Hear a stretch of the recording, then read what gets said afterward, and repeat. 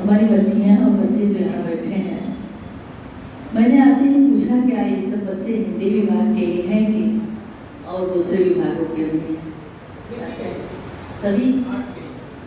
तो इसमें जो है सभी जितने विभाग हैं उनके बच्चों को आना चाहिए। देख के अच्छा लगा कि बच्चों से आपने उनकी भागीदारी भी सुनिश्चित की। ये ज़्यादा जरूरी है, खाली वो व्याख्यान सुने, उससे अच्छा अपनी बात को कहें और अपने प्रश्न करें। उनकी जो कठिनाइयाँ हैं, जो उनकी समस्याएं हैं, उनके बारे में पूछें, वो ज़्यादा सार्थक होगा। और भविष्य में मेरे ख्याल से इस तरह के आयोजन खाली हिंदी पखवाड़े में ही नहीं, अलग से भी होने चाहिए कि बच्चे अपनी बात कहें और उनका बोला। आदरणीय प्राचार्य जी ने राष्ट्रभाषा शब्द के बारे में चर्चा की। सभी लोग ये कहते हैं कि राष्ट्रभाषा तो नहीं है हिंदी, लेकिन जैसे राष्ट्रपिता गांधी जी को लोग ने राष्ट्रपिता कहा, इसलिए पूरी हिंदुस्तान की जनता ने हिंदी को राष्ट्रभाषा माना। और ये अधिक बजाय किसी दबाव के, इसमें कोई दबाव नहीं था, लेकिन उसकी सर्वोच्चता को भी महात्मा गांधी ने स्वीकार किया। तभी उन्होंने आंदोलन, स्वदेशी आंदोलन के लिए हिंदी को अपनाया, क्योंकि उन्होंने देखा कि हिंदी में पूरी ऐसी ग्राह्यता है, ऐसी रोचकता है, ऐसा जोड़ने का भाव है। जैसा सभी विद्वानों ने कहा कि हिंदी एक पूरे जो भारत की समावेशी संस्कृति है, उसमें ये माला के बीच धागा के समान है, क्योंकि पूरे भारत में तीर्थों के प्रति आस्था है, ईश्वर के प्रति आस्था है, और इन सबको जानने के लिए, वहाँ व्यवसाय के लिए सबको हिंदी की जरूरत पड़ती है। इसलिए राष्ट्रभाषा के रूप में हिंदी को लोग, जैसे राष्ट्रकवि कई लोगों को कह दिया गया, कोई उसके लिए आदेश नहीं था। अभी माता अहिल्याबाई को लोग माता लोगों ने कहा। तो ये सब उपाधियां जब मन से दी जाती हैं तो ज़्यादा स्थिर होती है। और जरूरी है, जैसे राष्ट्रगीत होता है, राष्ट्रीय ध्वज होता है, उसी तरह राष्ट्रभाषा होनी चाहिए। और निश्चित है कि ये राष्ट्रभाषा के रूप में आगे, अभी संपर्क भाषा में के रूप में है, राजभाषा के रूप में, लेकिन आगे राजभाषा के रूप में पूरे विश्व में स्वीकार की जाएगी। राजभाषा के रूप में भी जो स्वीकृति मिली, उसमें एक जोड़ दिया गया था 15 साल तक अगर कोई प्रांत विरोध नहीं करेगा, 15 साल की अवधि थी शायद में, लेकिन वो अवधि बीतने के बाद भी उसमें सुधार नहीं किया गया। अमृत महोत्सव हम आज़ादी को मना चुके, लेकिन आज तक हमें हिंदी के लिए चिंता है। इसका कारण यही है कि प्रशासनिक लापरवाही या राजनीतिक दबाव, तो उसको लोग ही उसको ठीक कर सकता है, और लोगों की श्रद्धा है तो ये ठीक होके रहे। अभी एक बच्ची ने कजरी गीत गाया, लोगों ने उसको सराहा। आज हमारे बच्चे लौट रहे हैं अपनी लोक संस्कृति की ओर, ये देखकर खुशी होती है। मुझसे तमाम बच्चे फोन करके पूछते हैं कि इस गीत का गीत क्या है, इस संस्कार का क्या गीत है, हम गाना चाहते हैं। धुनें पूछते हैं। ये जो कजरी की धुन गाई, ये ठेठ अवध की धुन है। मिर्जापुर की कजरी का अलग धुन है, और पश्चिमी उत्तर प्रदेश की और धुन है। तो ये धुनों का संरक्षण भी ये बच्चियां ही कर सकती हैं, बच्चे कर सकते हैं, इसलिए इनको प्रोत्साहन देने की जरूरत है। भाई अटल जी ने, इनका नाम अटल नारायण है, ये विद्यालय अटल जी के नाम से है। वो अटल बिहारी थे, अटल नारायण है। और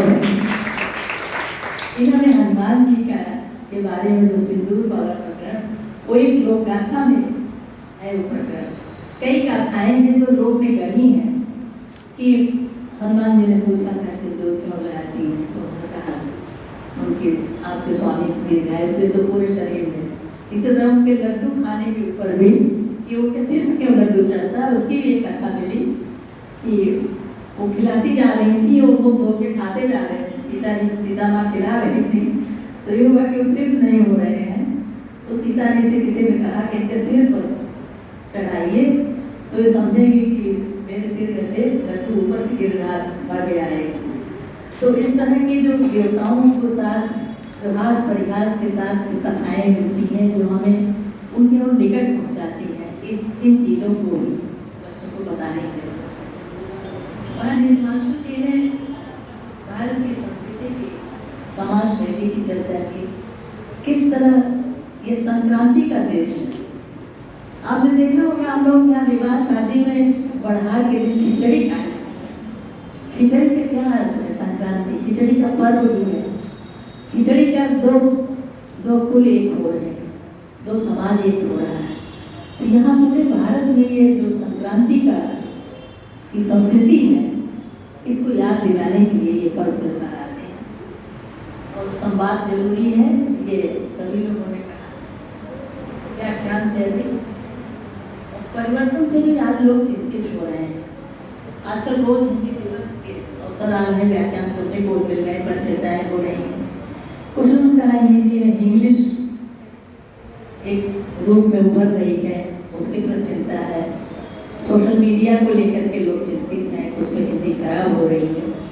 लेकिन हिंदी बचाने की शक्ति है, सबको जोड़ने की शक्ति है, इसलिए जो भी मिल रहा है उसको सहज भाव से ग्रहण कर रही है। तो परिवर्तन नियम है भाषा का, जो परिवर्तन नहीं करती भाषाएं वो बन जाती हैं। इसलिए इन परिवर्तनों से घबराने की जरूरत नहीं है। ये परिवर्तन स्वाभाविक है और होंगे, और हिंदी के विकास से बाधक नहीं है।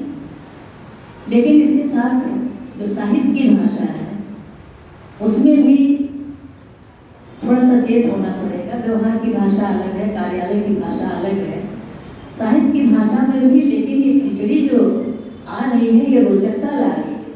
हमने देखा होगा आंचलिक उपन्यासों में जो आंचलिक शब्दों को लोग प्रयोग कर रहे हैं, उससे उनके प्रति रुचि बढ़ रही है। तो हमारा नवयुवक नवयुवतियाँ जो हैं, ये कैसा साहित्य पढ़ें जो उनको हिंदी के प्रति उनकी ललक बढ़े। इसके लिए रोचकता और सरलता, सहजता जरूरी है कि उस तरह की भाषा का प्रयोग साहित्यकार करें।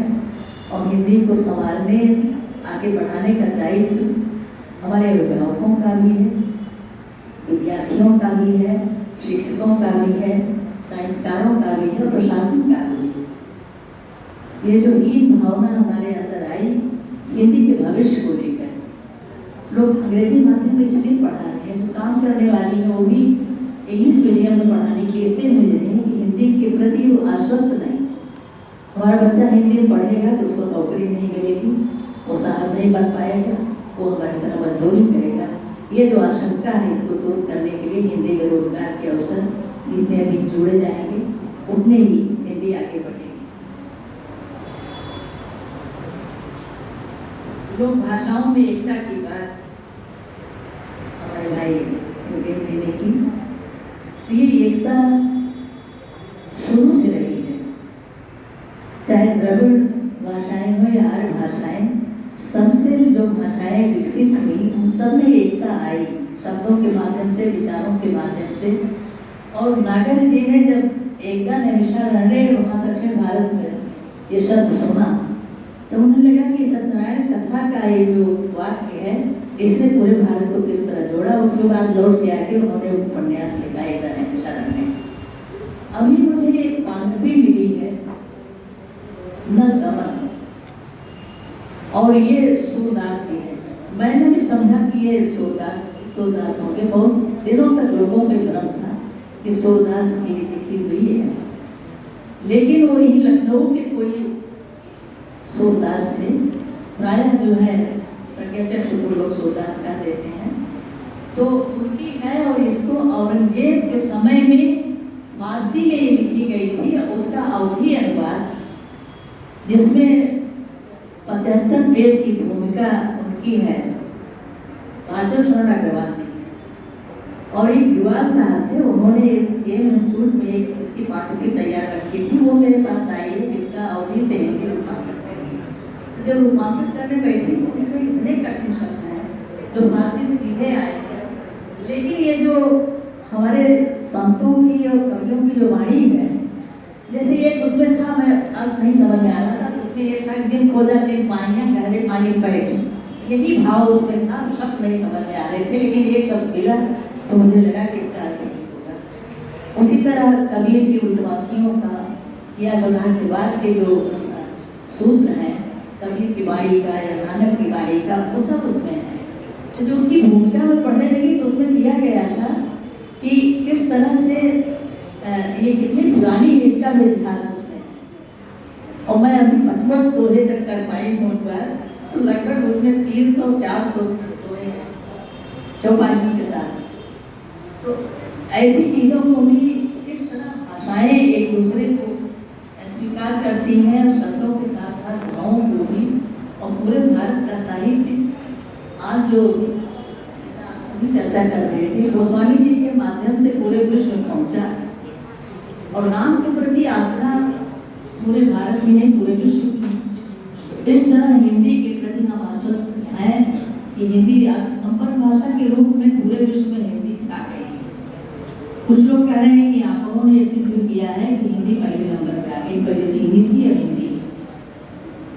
जो लोग परिवर्तन को लेकर चिंतित हैं, उन्हें भी ये परिवर्तन के प्रति सावधानी तो बरतनी पड़ेगी, लेकिन इस परिवर्तन से घबराना नहीं है।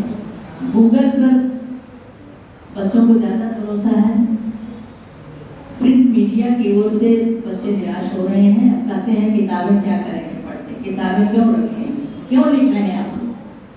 हमारे परिक्रमों में कहा जा रहा है क्यों लिख रहे हैं, क्या फायदा, कौन पढ़े? पुस्तक मेले में प्रकाशक कह रहे हैं किताबें कोई खरीद नहीं रहा है, लेकिन पुस्तकें बिक भी रही हैं, लोग रख भी रहे हैं। मैंने कई जगह एक चर्चा की, पुस्तकों को रखने की कोई व्यवस्था नहीं है। अभी नवभारत टाइम्स का एक पेपर चर्चा, उसमें बात आई कि जैसे हमारे घर में इतनी पुस्तकें हो गई हैं, इतनी अच्छी अच्छी पुस्तकें हैं। मैंने कई जगह कहा कि मैं दान देना चाहती हूँ विश्वविद्यालय या कहीं, लेकिन कोई सूची बना करके देने वाला नहीं है। मैं चाहती हूँ कोई आए सूची बना के दे जाए। तो हर विद्यालय में पुस्तकालय समृद्ध हों, हर ग्राम पंचायतों में भी पुस्तकालय रखे जाएं। ये सब चर्चाएं सामने आ रही हैं, और इसके लिए विकल्प ढूंढना ही पड़ेगा, क्योंकि लोग अपनी किताबों को हटा रहे हैं, पूरे बिक रही किताबें। वो किताबें जो दुर्लभ हैं, वो पुरानी पाठ्यपुस्तकें हैं, उनको जो है अभी चिश्ती जी के नाम से एक यूनिवर्सिटी बनी है, भाषा विश्वविद्यालय, उसमें भी मैंने बात की तो उन्होंने कहा हम पाठ्यपुस्तकें रखेंगे, लेकिन उनके यहाँ प्रकाशन की व्यवस्था नहीं। तो इस तरह के जो डिग्री कॉलेज हैं हमारे या विश्वविद्यालय हैं, उनको इस दिशा में भी अगर हम भाषा के प्रति सचेत हैं, राष्ट्रभाषा हिंदी के प्रति हमारी आस्था है, तो इस प्रयास करना होगा कि किस तरह से जो साहित्यकार हैं जिनके पास समृद्ध पुस्तकालय, आदरणीय दीक्षित जी के यहाँ भी समस्या है, कह रहे थे कि इतनी पुस्तकें हैं, इसको कौन देखेगा। ये चिंता जो है साहित्यकार किस तरह कितनी साधना करके लिख रहा है, उसकी पुस्तकें लोगों तक पहुँचें, ये भी बहुत जरूरी है, वरना सचमुच लिखने से कोई फायदा नहीं है। और बच्चों को ये विवेक देने की भी जरूरत है कि हमारी भारतीय संस्कृति को अगर समझना है, पूरे इतिहास को समझना है, पूरे वर्तमान को समझना है, उसको भविष्य से जोड़ना है, उसके लिए पढ़ना जरूरी है, और हर भाषा में पढ़ना है। सभी भाषाओं के शब्द जो है एक दूसरे से मिलते जुलते हैं, खाली उनकी चटाई बदल गई हैं। जब मैंने हिंदी संस्थान की 2 पत्रिकाएं